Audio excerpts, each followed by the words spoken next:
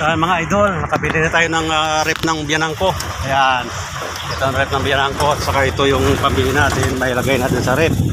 Ayan, yan ang rep na regalo natin sa biyanan ko, idol.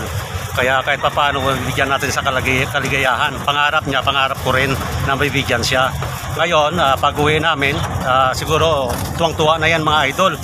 Nabili na natin yung pangarap niya. Bilang isang anak o isang manugang, karapatan natin magbigay ng kaligayahan sa biyanan natin. Kahit pa paano matuwa siya, yun mga kaligayahan na hindi kaya bilhin ng pira, idol.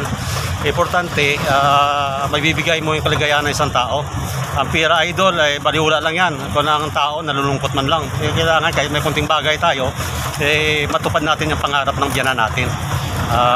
Magulang natin, kasi mahirap na maibigay natin, idol, na wala na sila. Mauling pagsisisi yun na maibigay natin sa kanilang kaligayahan nila na wala na sila. Kailangan ng buhay sila, idol, ibibigay natin yung kaligayahan nila.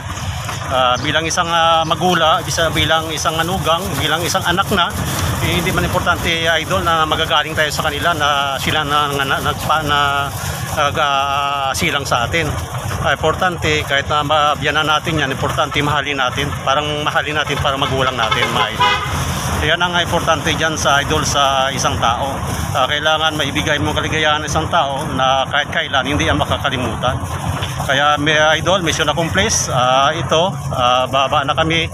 Baba ko na yung baba na namin yung gamit dito sa bahay. Masurpresa natin ang biyanan ko. Maibigay natin kaligayahan niya, idol. Yan ang pangarap niya. Pangarap ko rin na bibigay sa kanya. Ito, maatras na kami. Yan.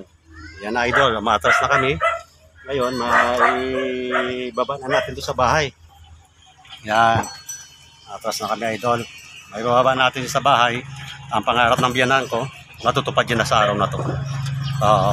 Yan.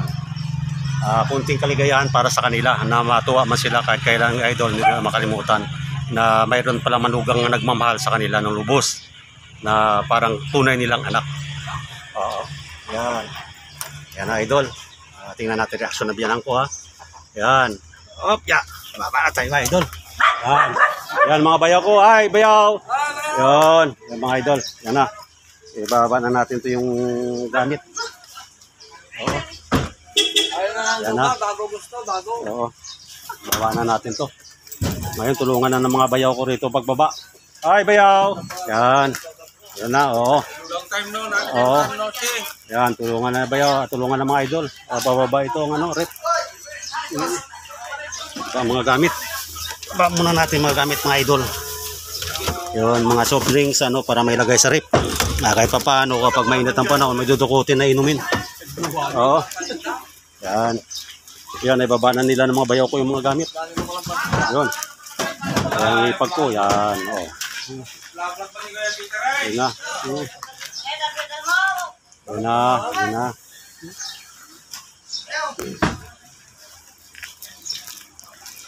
Yan, tinutulungan nila pagbaba. Yun. Oo. Ito, pinakababa kong bilas. Yan. Ay, bilas. Yan. Oo, yun. Bait kong bilas yan. Yan. Oo. Oo. Yan si Uncle Narding. Ay, Uncle! Oo. Yan. Yan na, yan na. Oo. Yan, ano ko, biyanan ko. Paano tayo? Hi, Kel! Yan. Hi. Yun. Yun, tutulong yung tuwing namin. Oo. Hintayin natin na mga idol, baba itong rep na to. May lagay na sa loob. Yan mga idol, yan ang sinasabi ko. Mission accomplished. Bigyan natin kaligayahan nila. Masaya sila, masaya tayo. Yan. Yan. Ganito idol dito, kapag anuting bagay nagtutulungan.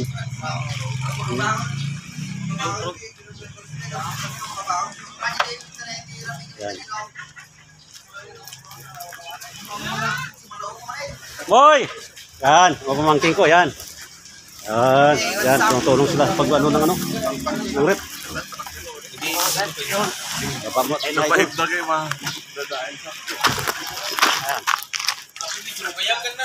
Yan na, papasok na nila sa loob ng bahay. Yun. Yun. Ha? Yeah.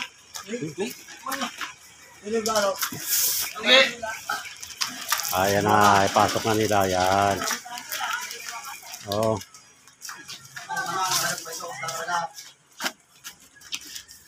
Yan, kaya tayo. Yan, mga bayaw ko, yan. Oo, yan. Yan, biyanan ko, yan. Yan, biyanan ko babae. Yan. Yan sila. Yan.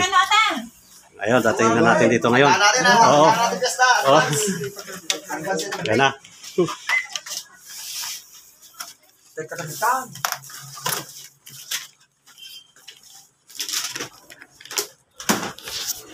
Yan, idol. Mission accomplished. Ingat tayo lahat.